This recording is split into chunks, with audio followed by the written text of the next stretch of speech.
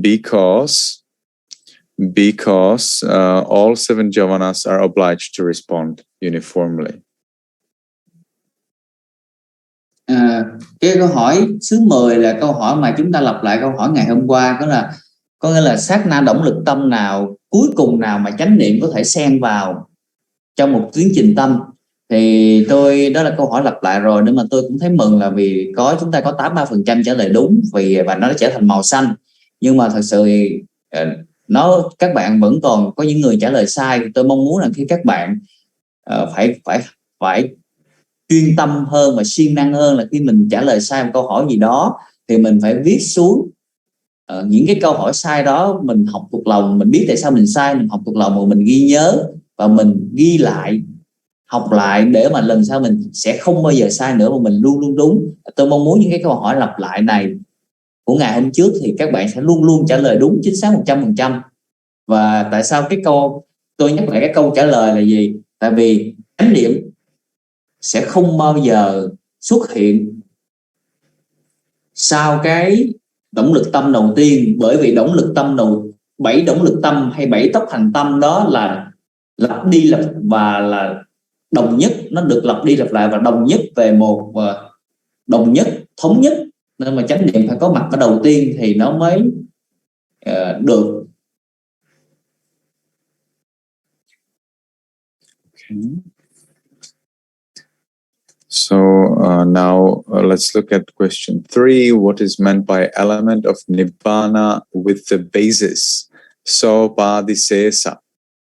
So this is a very interesting thing, because upadhi is commonly understood as craving. However, upada is understood as the 5 aggregates. And here, sopadisesa, sa upadi sesa. So sesa is the remaining, sa upadi. So with the basis, and here the basis means 5 aggregates. There is nothing about clinging.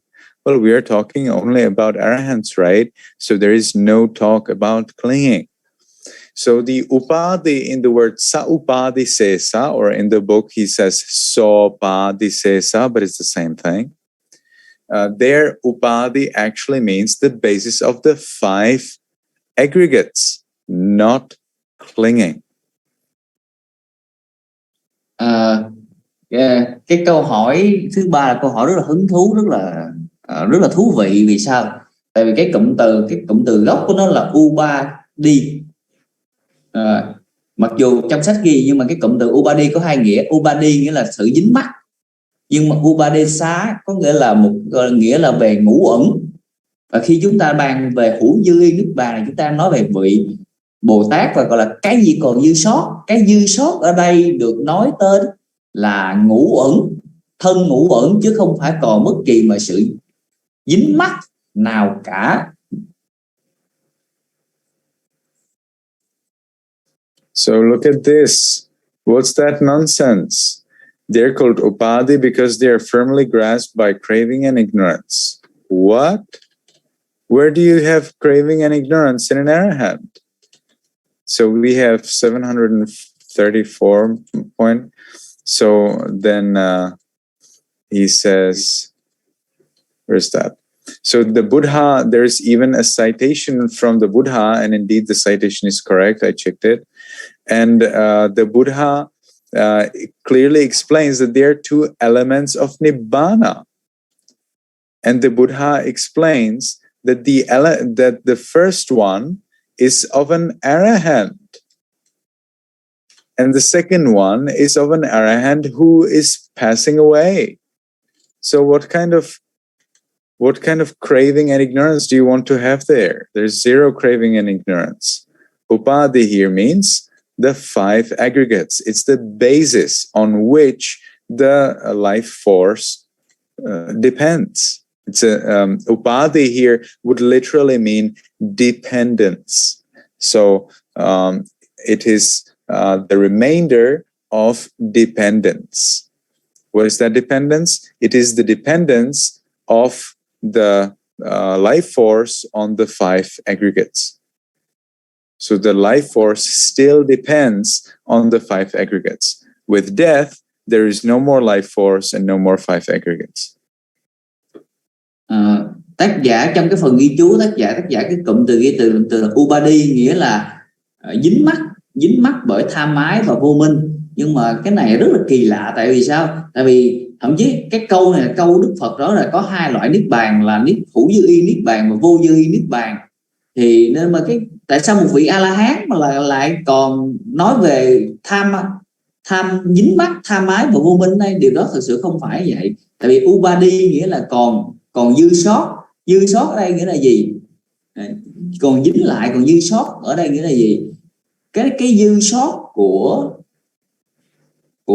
của sinh mạng có sao có là cái ngũ uẩn này, có là cái sinh mạng này nó phải dựa vào, nó phải nương tựa vào ngũ uẩn, sắc thọ tưởng hành thức, cái tấm thân này để mà nó tồn tại. Và các vị A-la-hán vẫn còn thọ mệnh, chính vì vậy họ vẫn còn phải dựa vào ngũ uẩn để mà tồn tại. Và sau khi mà họ viên tịch, họ nhập niết bàn rồi, họ bát niết bàn rồi, thì cái sanh mạng này nó không còn nữa, cái sức sống này nó không còn nữa, nên mà họ không còn nơi nương, họ là gọi là vô dư y niết bàn, họ không còn nơi nương tựa nữa.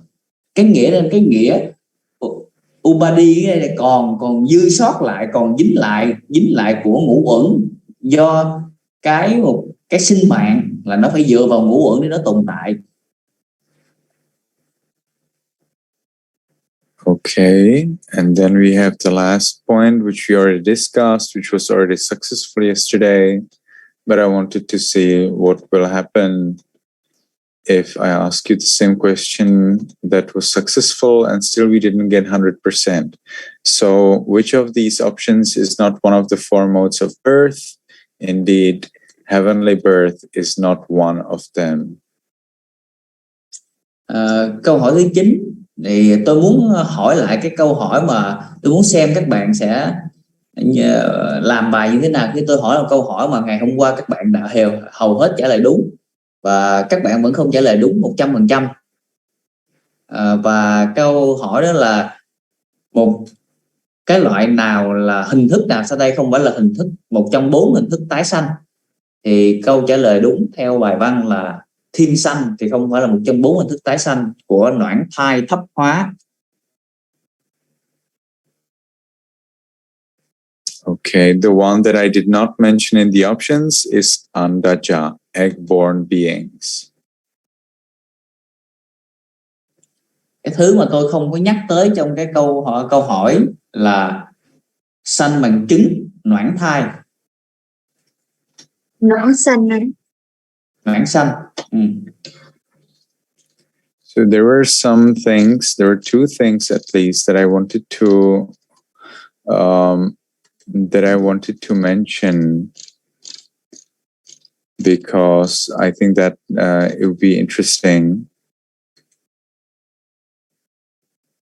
But let me go through the inaccuracies in the book. So as the result of experiencing an evil thought at her dying moment, so Queen Mallika actually did not die with an evil thought at all. She didn't have actually an evil thought. Well, if you call remorse an evil thought, I don't think remorse is an evil thought, though. Instead, she remembered that she told a lie to a king, that she deceived a king. And that memory of that deception took her to the hell, and it took her to the hell for 7 days.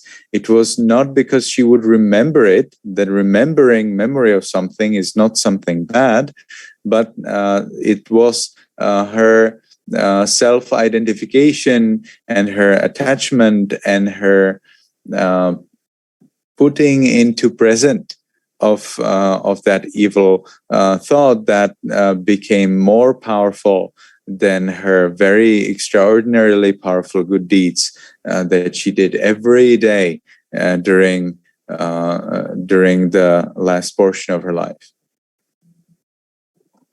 Có một cái thông tin mà tôi phải nhắc tới, là tôi muốn nhắc tới là giống như là trong cái câu văn này là Hoàng hậu Mallika là sau khi sống một cuộc sống hiền thiện, thì với với một cái tư tưởng xấu ác ở vào giai đoạn và lúc mà cô ấy bà ấy bà ấy chết thì để phải tái sanh địa ngục. Nhưng mà tôi nghĩ rằng điều này nó không đúng. Tại sao? Tại vì thực sự hoàng hậu Malika không có một tư tưởng xấu, một cái tư tưởng bất thiện. Mặc dù mà nếu mình nói rộng ra thì khi mà cái sự trạo cử hối hóa, sự hối hận là một tư tưởng bất thiện thì cũng vẻ đúng.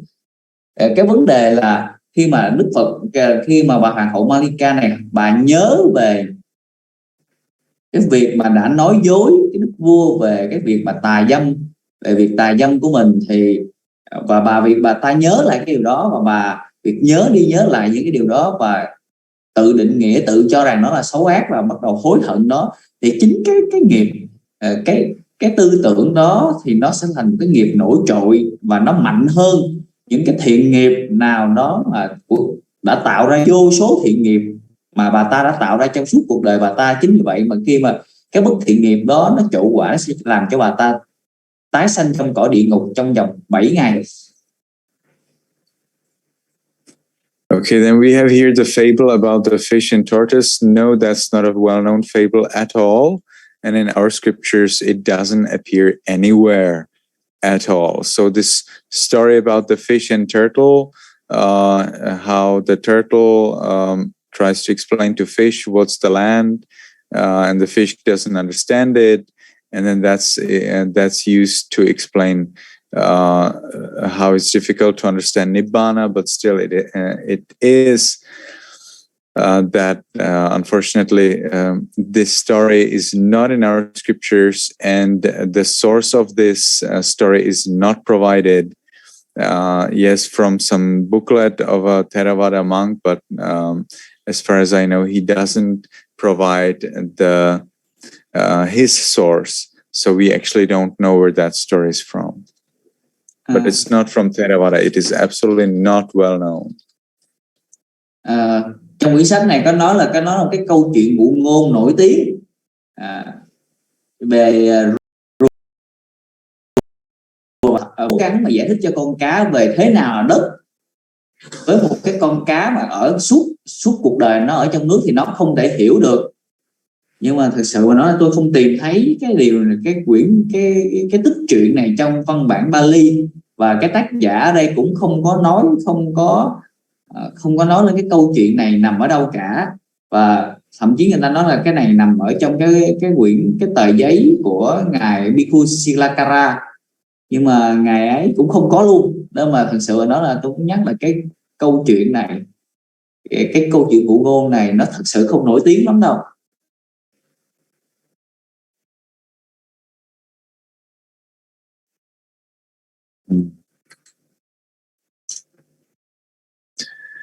Okay.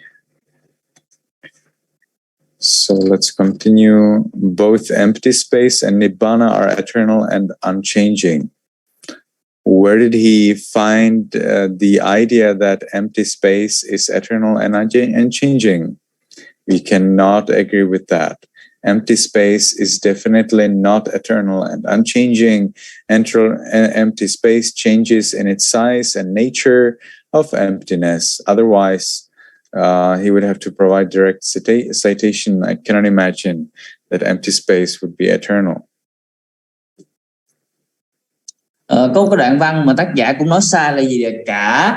Cả vùng chân không và niết bàn là vĩnh hằng và không thay đổi. Điều này thực sự tôi không biết tác giả lấy cái tư tưởng này ở đâu, vì rõ ràng nhất là những cái vùng mà chân không rỗng không của vũ trụ này nó cũng thay đổi dựa trên bản chất, tính chất của nó thay đổi dựa vào không gian, dựa vào cái bản chất của nó, chứ làm sao mà nó vĩnh hằng mà không thay đổi được. So in Buddhist philosophy, we distinguish three kinds of the world: Satta Loka, Sankhara Loka, Okasa Loka. Satta Loka is the world of beings. Sankhara Loka is the world of Kamma and Vipaka. And then we have Okasa Loka, that is space. All of these three worlds get destroyed, they come up again, they get destroyed, they come up again. There is no way how you could have empty space as eternal or unchanging. It is absolutely not eternal. It is very impermanent and it changes very much.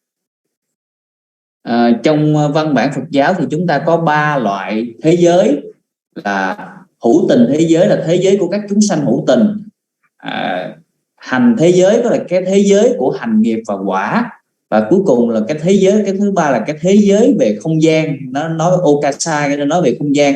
Và 3 cái loại thế giới này thực sự nó hòa hợp với nhau, nó thay đổi, nó bị phá hủy rồi nó lại chuyển biến, nó lại hòa hợp với nhau, nó tạo ra cái mới. Nên mà thực sự nói chúng ta không thể nói được rằng không gian chân không là không thay đổi, vĩnh hằng và bất biến được.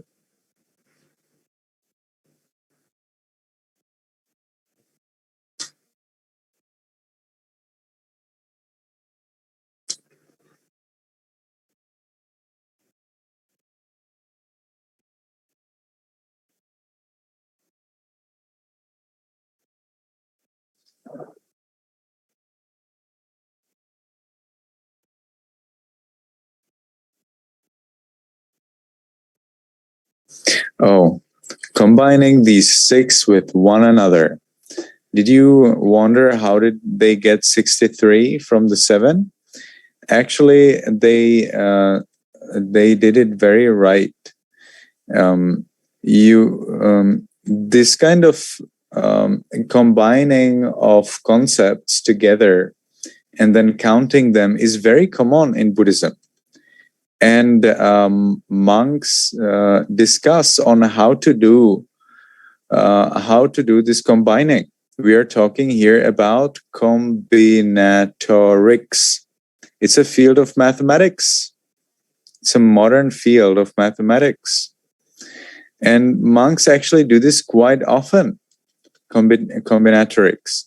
Monks need to know geometry and arithmetics. Monks need to know and understand calculus and combinatorics.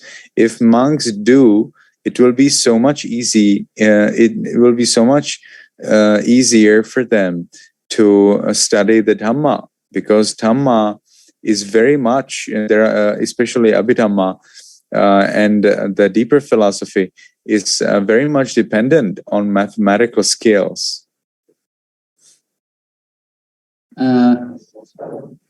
Có cái đoạn văn hay là kết hợp 6 loại đó với những loại khác thì chúng ta có 63 loại. Thì thật sự cái đoạn văn này là đếm rất là chính xác đó, tại vì nó nằm trong cái diệu pháp, và cái đoạn văn này về cái cách kết hợp những cái chi pháp khác nhau và đếm chúng là rất là thường gặp trong Phật giáo. Nhưng mà gọi là với một cái vị tỳ khưu thì họ nên, nếu mà họ có cái kỹ năng về toán học giống như là về hình học, về tích phân, và về tổ hợp, thì cái vấn đề về học pháp của họ sẽ rất là dễ dàng và suôn sẻ hơn nhiều. Vì rõ ràng nhất là trong bộ vi diệu pháp thì đa phần cái chi pháp đều liên quan rất nhiều tới việc mà tính về toán học, nhất là về tổ hợp.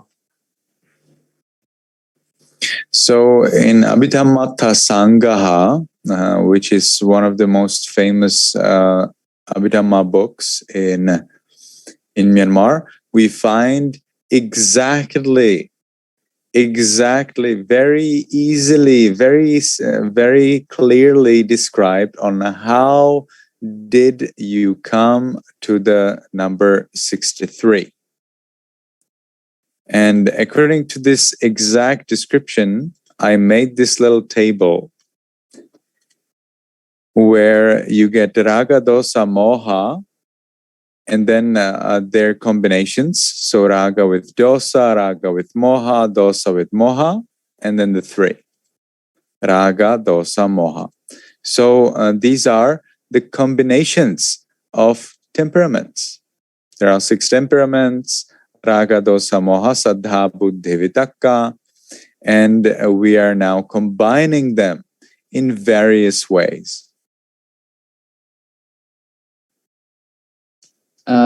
Và trong cái quyển mà gọi là nếu mà về các khí chất hay tính chất, 6 loại tính chất của hành giả, thì trong cái quyển Thắng Pháp Tập Yếu Luận là một quyển sách mà chú giải về vi diệu pháp rất là nổi tiếng ở Myanmar, thì đó là Thắng Pháp Tập Yếu Luận em.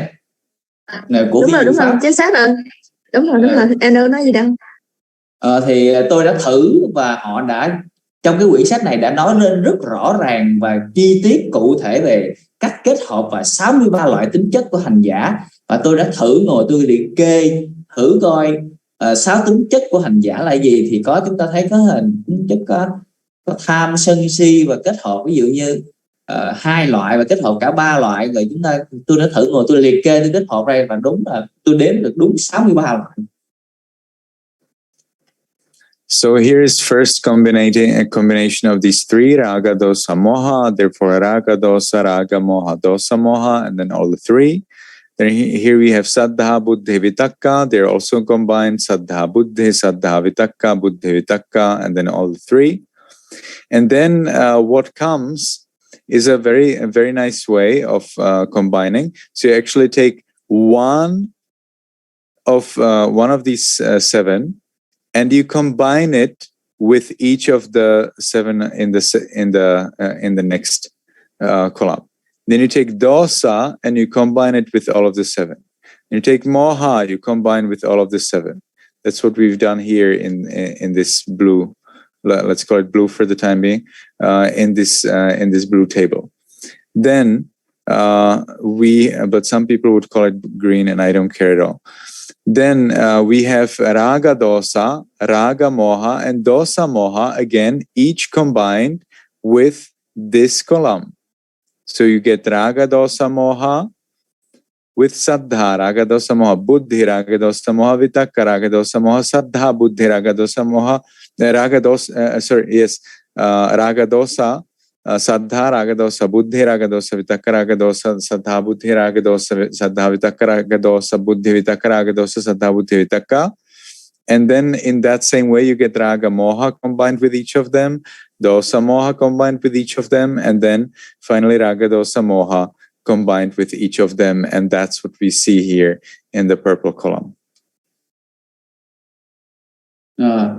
Và sau khi mà kết hợp của 6 loại tính căn tánh là tham sân si, thì chúng ta có cột đầu tiên kết hợp của căn tánh là tánh tính, tánh tuệ và tánh tầm, thì chúng ta sẽ có cột màu vàng thứ nhì. Rồi cái cách kết hợp nữa là tôi lấy ba cái loại căn bản của đầu, thì tôi kết hợp với cái cột thứ hai màu vàng này, chúng ta sẽ có ví dụ như là căn tánh là tham và tính, tham và tuệ, tham mà giác, tham mà tầm, thì chúng ta sẽ có được chúng ta kéo xuống thì chúng ta sẽ có được cái cột, 3 cái cột mà màu xanh dương. Rồi sau đó chúng ta kết hợp tiếp những cái cột đó, thì chúng ta sẽ có những cái cột tiếp theo, và chúng ta tôi đếm thử rồi thì nó ra được tới những cái cột phía sau. Okay, so I found it actually quite interesting that instead of just combining raga with everything, dosa with everything, moha with everything, saddha with everything, buddhi with everything, vitakka with everything, the author divided the members of the set into 2 subsets, and he made combinations of each of the subsets, and then he used these 2 to combine everything. So I found that to be a very interesting, very clever way of counting and making sure that you get the correct number. Và cái cách kết hợp trong cái quyển Thắng Pháp Tập Yếu Luận này tôi thấy là rất là hứng thú, rất là thú vị. Tại sao thay vì chúng ta kết hợp cái tánh tham với tất cả các loại khác, chúng ta kết hợp tánh tính với tất cả các loại khác, thì cái vị tác giả này đã chia các loại căn tánh nó thành 2 cột, hai cái căn tánh phụ là căn tánh tốt và căn tánh xấu, và họ bắt đầu và tác giả bắt đầu ngồi đếm và kết hợp, thì đó là cái cách rất là tốt và để mà chúng ta bảo đảm rằng chúng ta sẽ không sót. All right. So then the author of the text that you read in the book was not apparently very skilled in Pali culture. You cannot just learn Pali language. That's not enough. You need to learn Pali culture. And if you learn Pali culture, you will know the meaning of this word, kechi. Kechi. It's a very, very important word. Not everyone knows that. So now you will learn that secret. Kechi means some other people. And be careful. There is difference between apare and kechi. Apare means just some other teachers, so okay, there's no problem. But kechi has a little bit richer meaning. Kechi in Pali text means other teachers who do not teach what is right. And it is the other teachers who do not teach what is right, who believe that ditti, wrong view, is a separate temperament. We do not accept that in Theravada. Và một cái cụm từ rất hay ở đây là từ kechi, và tác giả đây hiểu rõ cái văn hóa của Bali, và bạn không thể học văn phạm ngữ pháp Bali mà không học về văn hóa của Bali. Cái cụm từ kechi ở đây nghĩa là một người khác. Nhưng mà chúng ta cái cụm từ này nó khác, nó không phải nghĩa như là một cái vị khác đâu, mà kechi đây nghĩa là một cái vị mà cái nghĩa nó cứng nhắc hơn, đó là một vị thầy khác mà dạy một giáo lý, một cái kiến thức sai. Chính vì vậy mà cái từ ditti đây là nên mà trong văn bản Bali thì cái cụm từ cái tánh tà kiến ditti không phải là một trong những cái loại căn tánh, nên các vị phải ghi nhớ là như vậy. So if you ever read a text in Pali, be careful about this word kechi. So you have here the sentence kechi pana ditthiya saddhing chatusatthiti vannenti. Some other teachers who do not believe what is right, who do not say what is right. However, explain that they are 64, no more 63, 64 with the one who is of wrong view. So the other teachers who don't say what is right explain that actually there are 64 temperaments, because they add the ditti temperament. You see, is here in red. They add this temperament as a separate temperament to these 63. How did we get 63? Well, by combining the 6 main temperaments, and therefore we got 1, 2, 3, 4, 5, 7, 8, 9. 1, 2, 3, 4, 5, 7, 8, 9. Let me see. Something's wrong.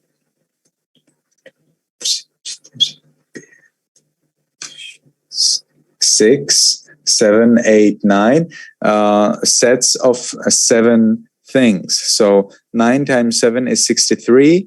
That's what we believe in Theravada, that there are 63 temperaments. But some other teachers who do not believe, who do not say what is right, they also add this 64th, which is the temperament of wrong view. And here, see that the author of this text, because be careful, the author of this book mostly just copy pastes what other people wrote. So it's not necessarily his idea. With the inclusion of speculative temperament, the Carita, there are 64 types. No, they are not. Cái từ Keji chúng ta phải nhắc lại là cái cụm từ Keji này nghĩa là một vị thầy mà không dạy không tin và không dạy được điều đúng. Nên mà cái đoạn văn Bali đó là gì? Có những vị thầy mà không dạy kiến thức đúng thì cho rằng cái tánh tà kiến, tánh thân kiến là một trong những 6 trong những cái loại mà căn tánh của hành giả. Nhưng thực sự không phải như vậy, và khi mà quay lại quyển sách thì có vẻ như tác giả của chúng ta cũng đã chỉ có copy và paste những cái đoạn văn này và cuối cùng cộng lại thành 64 căn tánh. Thực sự không phải như vậy. Nhớ rằng chúng ta chỉ có 63 căn tánh, có nghĩa là chúng ta có 7 loại căn tánh mà nhân cho thành 2 loại gọi là 6 loại căn tánh căn bản, mà khi chúng kết hợp với nhau thành 7 loại và 9 loại kết hợp thì nó sẽ ra được 63 loại mà thôi. Chứ mà cái tánh thân kiến hay tánh tà kiến thì không được gọi là một trong 63 loại căn tánh căn bản của thiền sinh. Okay. So mentally visible, be careful because loving kindness does not provide you with a visible sign, with a visible nimitta. All right, it is in loving kindness practice you experience limitlessness, but you do not see anything. So if you see anything while meditating on loving kindness, such as the light, it is very probable that you don't meditate according to the instruction. Cái đoạn văn này cũng nói là khi mà cái hình ảnh đó nó trở nên rõ ràng, nhưng phải cẩn thận vì có nhiều cái mà cách hành thiền, cái đề mục thiền mà nó không hề có nimitta quan tướng. Giống như là chúng ta hành thiền về thiền tâm từ, có là thiền tâm từ mà đạt tới đề mục định bằng cách mà xóa bỏ giới hạn và không có giới hạn. Nên phải cẩn thận khi mà bạn hành thiền tâm từ mà bạn thấy được ánh sáng thì có nghĩa là bạn đã hành thiền không đúng theo hướng dẫn rồi. So then there was this mention. Then there was this mention of a somewhat negative mention that in modern times it is no more possible to obtain such corpses as subjects of meditation. So those are these decaying corpses. Actually, it is possible, and I hope to make use of that possibility. We will see. I will have to get to the US for that. So in the US and also in other countries, look at that, even in India, in the UK, in Canada, in Australia, in Florida, Colorado, Illinois, Houston, what's that? Somewhere, Texas, and then in Carolina and in Tennessee, and there are so-called body farms. And in these body farms, animals and bodies are let to decay in the open in various situations, not just like this in the open, as you can see here, but in various other situations as well, such as hanging on a branch and so on. So I would love to visit that kind of place and see if we could meditate there, or at least take a video where we would explain how to meditate on those different stages of the body, so that people today can understand how the meditation was really practiced during the Buddha's time. Trong quyển sách có nói là khi mà hành thiền về 10 giai đoạn quán tử thi vào 10 giai đoạn là tử thi chương phòng, tử thi căng cứng, tử thi thối rữa vân vân á, thì trong quyển sách tác giả nói là ở thời nay thì rất khó, hầu như là bất khả để mà quan sát các tử thi trong cái giai đoạn khác nhau của tử thi. Nhưng thực sự không phải như vậy, tại vì nó có cụm từ khái niệm là trang trại về về trang trại về xác, có là sao, là nơi mà gọi là người ta nghiên cứu về những xác của con người và xác của súc vật được cho mà gọi là phân hủy một cách tự nhiên trong các môi trường, một cách tự nhiên để họ học về cái cách mà phân hủy đó, giống như là phân hủy được để trên đất hoặc là được treo lên, được ở những cái môi trường trong nước vân vân, thì để họ học về cái cách phân hủy của nên mà tôi sẽ mong muốn là tôi sẽ có dịp được tham dự, được đi tới những cái trang trại này và xem xét coi những cái chuyện này như thế nào, và có thể quay video để mọi người có thể học hỏi và biết được những cái thứ này đã được hành thiền ngày xưa như thế nào, bà con đã hành thiền ngày xưa như thế nào.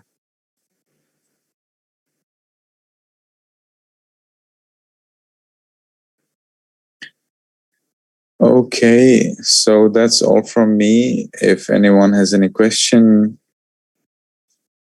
now is the time to ask. Thế là hết bài hôm nay rồi. Bây giờ là nếu có ai có bất kỳ câu hỏi nào thì hôm nay đây là thời điểm để mà hỏi.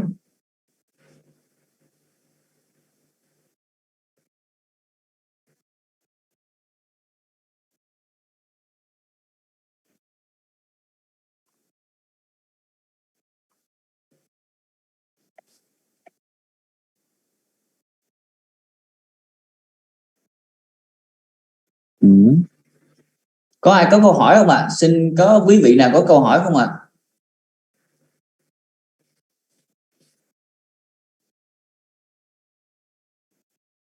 All right, seems like everything is clear. Yes, Kim Chi Bui.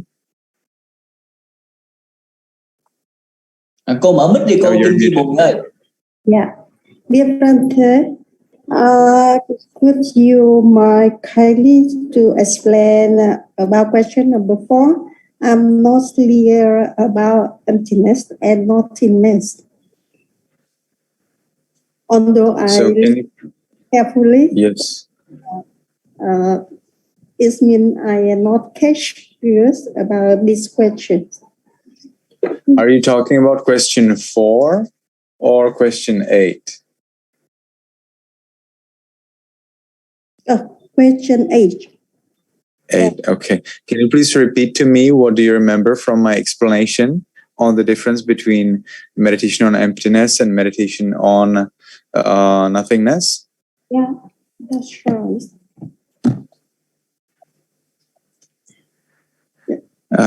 I'm asking you to repeat for me what you remember from what I've said about the difference between meditation on emptiness and meditation on nothingness. First, I remember that you said that emptiness. This is it's a very difficult. Even is a very important for some meditator to practice.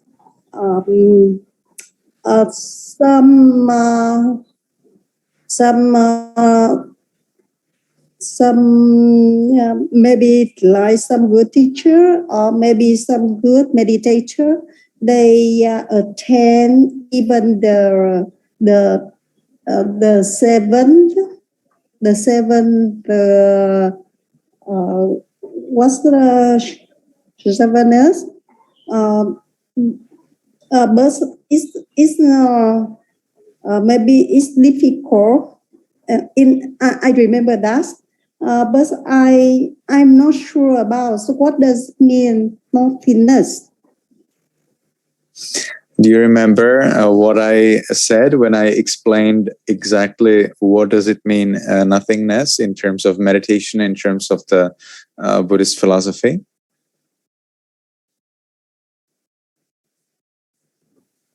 Pardon? Do you remember how I already explained what nothingness literally means and what it means in meditation practice? Yeah, because I already explained it. I'm just wondering whether you remember it. Yeah, sure. I'm so sorry for that. I didn't remember where about nothingness. I see. Okay. Because if you already remember it, then that means that I need to expand on it. If you don't remember it, then that means that I need to repeat it. That's why I need to know it. So I explained that nothingness is something that you need to reach. It's a state of mind, and it's also a special world.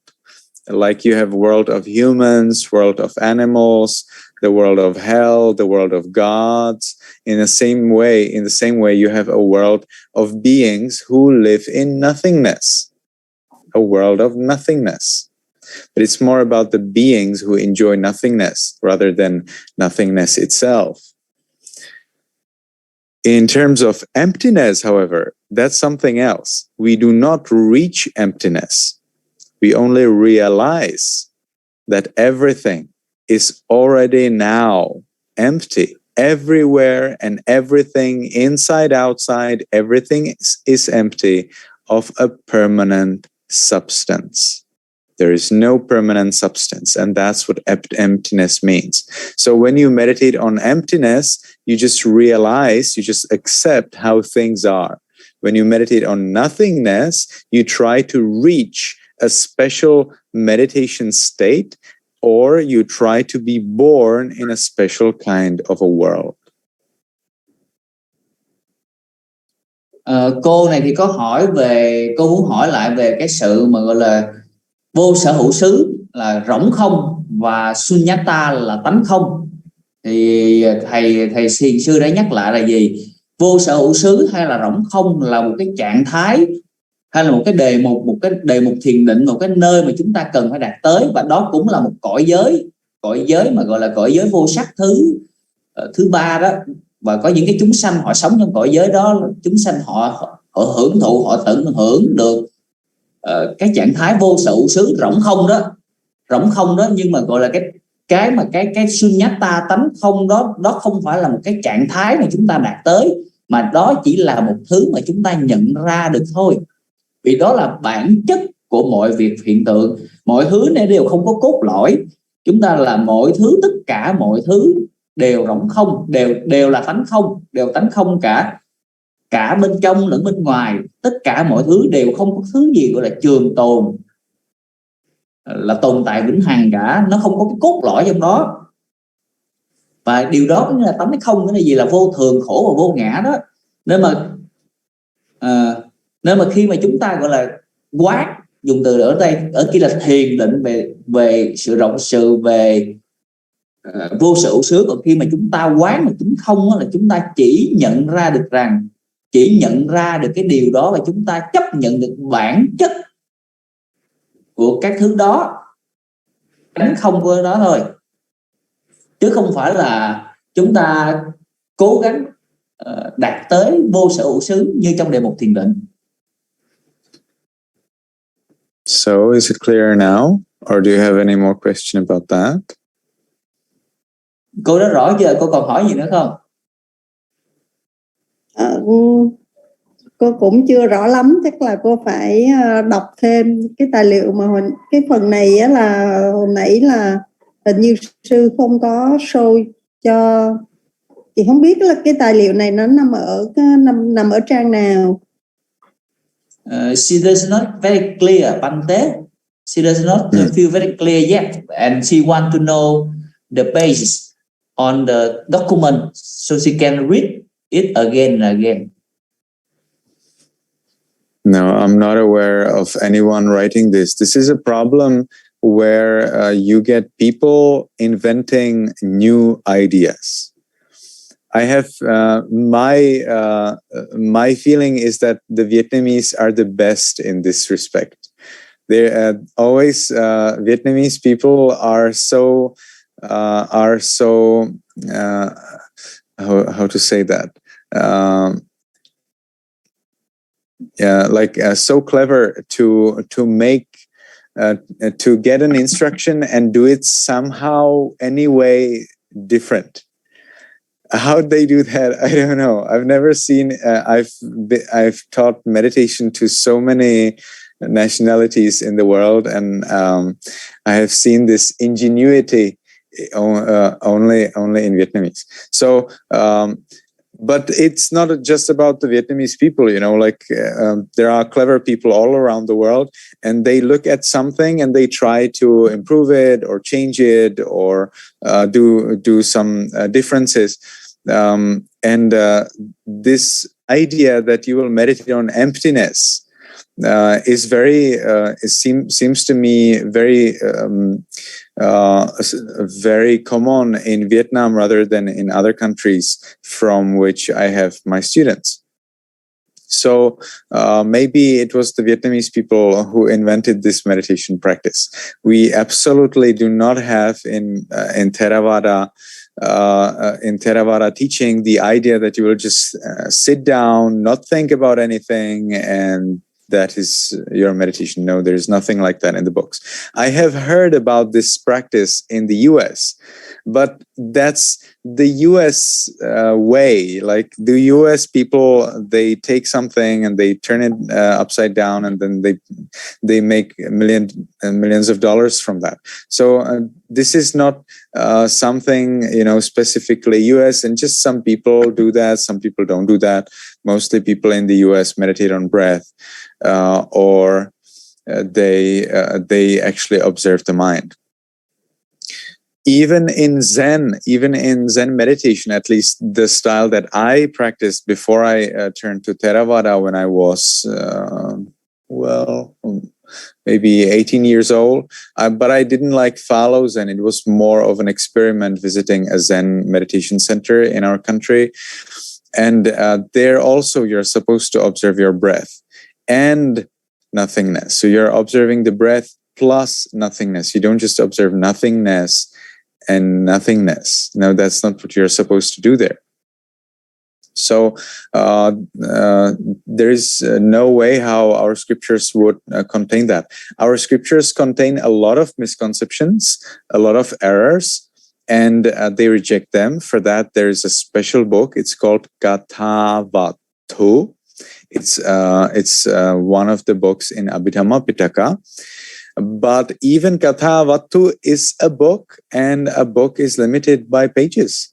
So you do not have the infinity of possibilities how to misunderstand or how to reinvent or improve or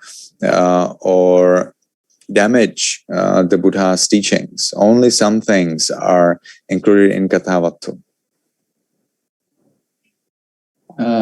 Thì cô có hỏi là liệu có cái trang sách nào mà trong quyển sách, trang mấy trong quyển sách để mà cô về cô đọc lại không, thì thầy nói là có vẻ như là chưa hề có bất kỳ ai viết về điều này, mà đó là quan điểm của tôi mà thôi.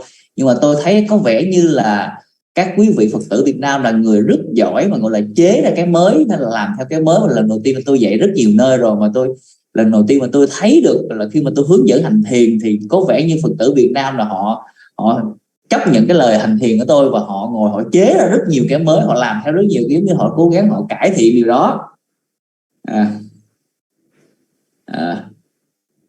Nhưng mà thực sự mà cái cách mà hành thiền trên cái quán tánh không này, nó thực sự nó không có nhiều nơi đâu. Giống như là ở Mỹ cũng vậy, ở Mỹ họ đa phần họ hành thiền dựa vào thiền niệm hơi thở chủ đạo.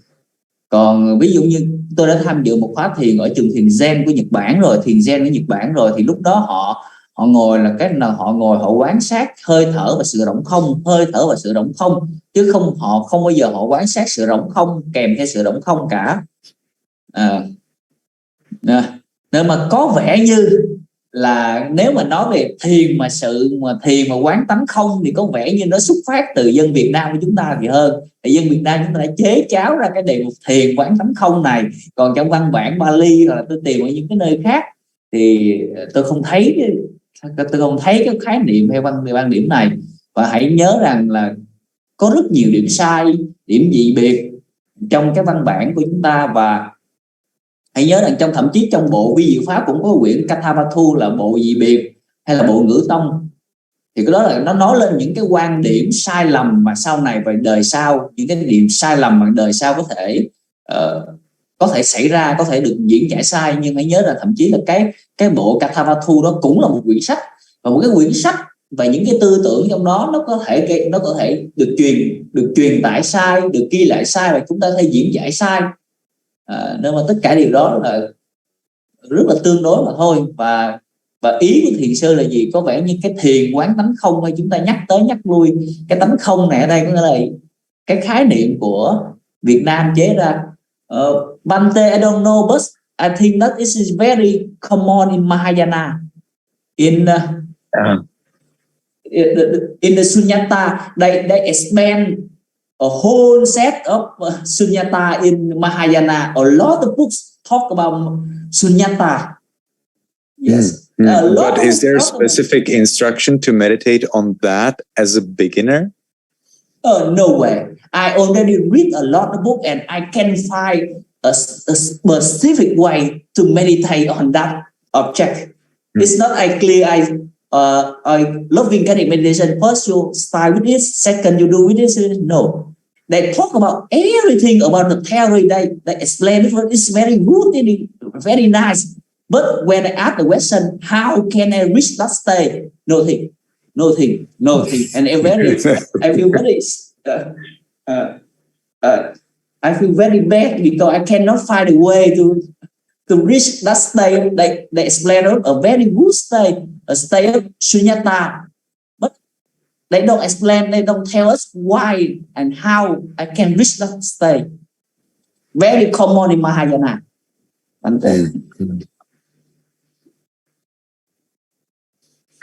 Rồi, xin hỏi ai còn câu hỏi nữa không ạ? Rồi, Thu Thắm ạ, xin mời Thu Thắm ạ. Dear Bante, I have a question.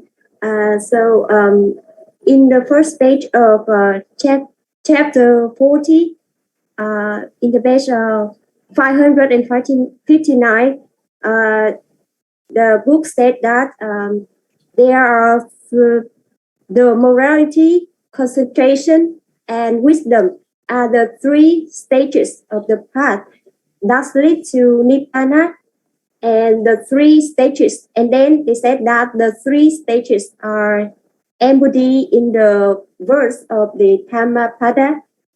So that's avoid all evil, cultivate the good, purify your mind. Is some of the teaching of the Buddha.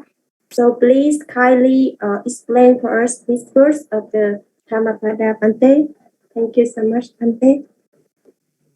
Yes, the translation is not exact. I do not see did you say 559? I think it's 589 or something like that, right? Yeah, the first page of the chapter 40, Bante.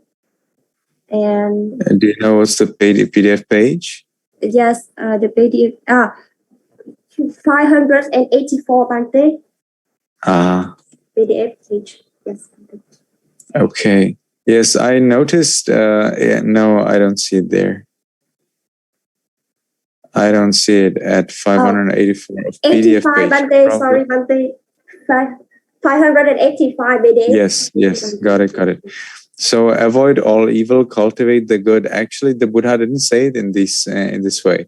The Buddha said, "Sabba papa sakaranang kusalasya upasampada sachitta pariyodapanang etang buddhana sasana." So sabba papa sakaranang, not doing all evil. That's literal translation. So not doing any evil. Kusalasa upasampada, cultivating what is good. Sachitta pariyodapanam.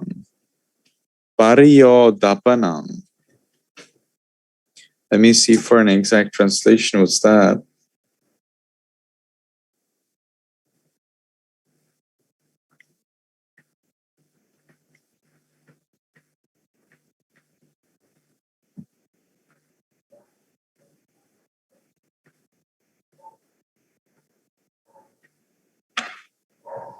Pariyodapanang pshu sensichen totenchen.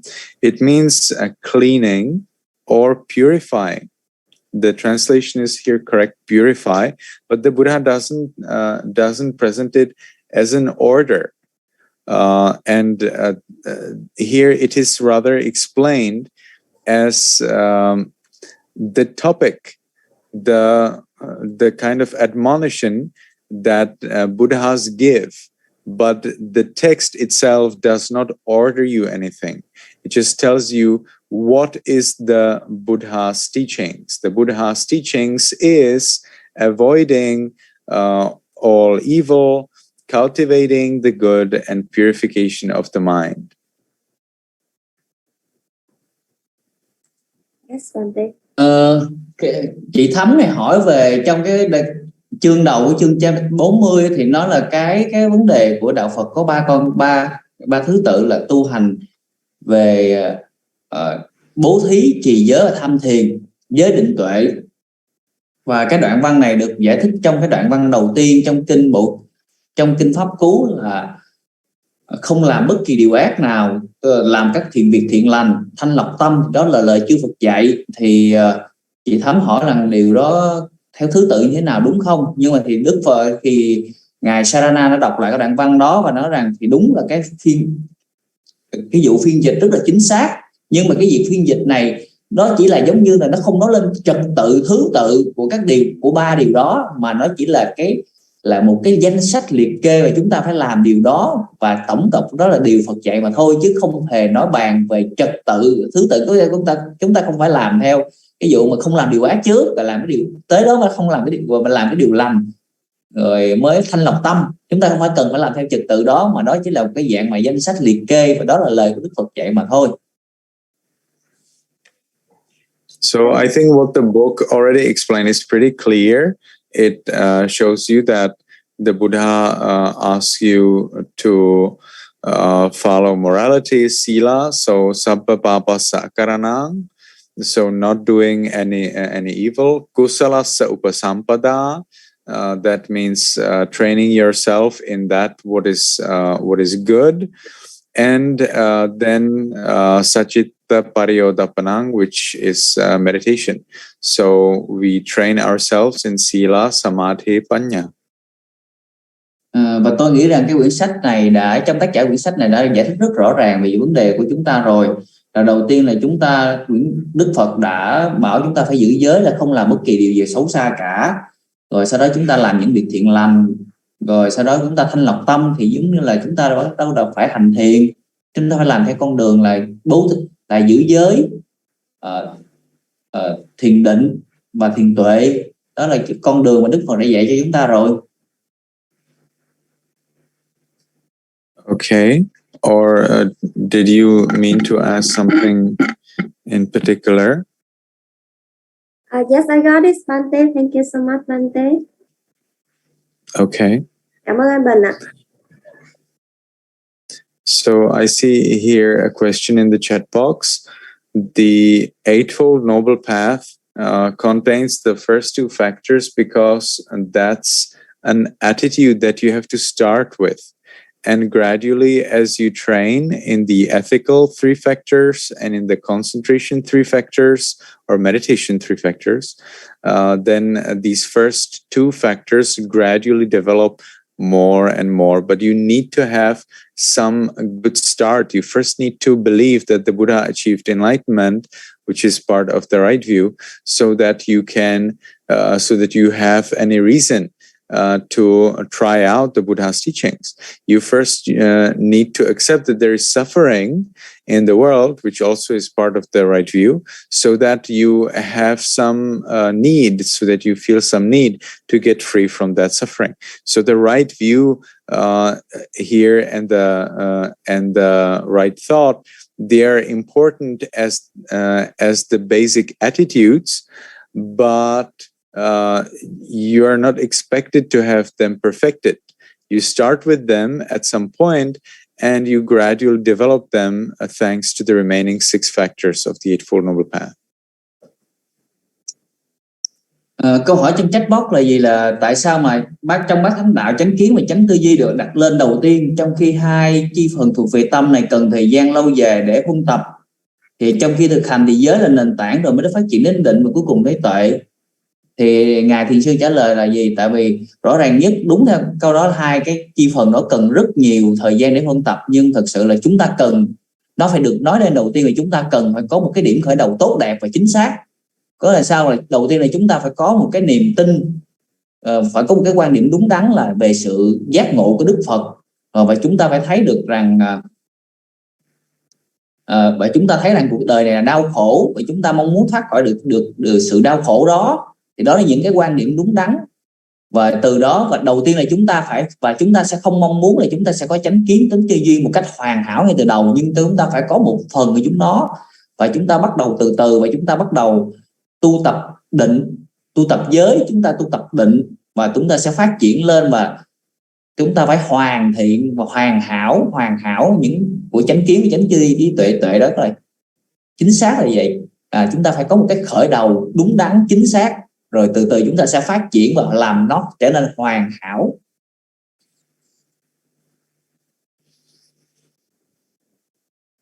Okay, so NGUYію, is that clear? Dương diệu. Okay, so thank you everyone for coming. Please make sure you have enough time to read pages 601 until 640. We are gradually decreasing in numbers of people, in the number of people, so we will see who will be the heroes who will make it until the end. Hopefully all of you can do that. May be happy, may be healthy, may you soon attain the eternal bliss of Nibbana. Đúng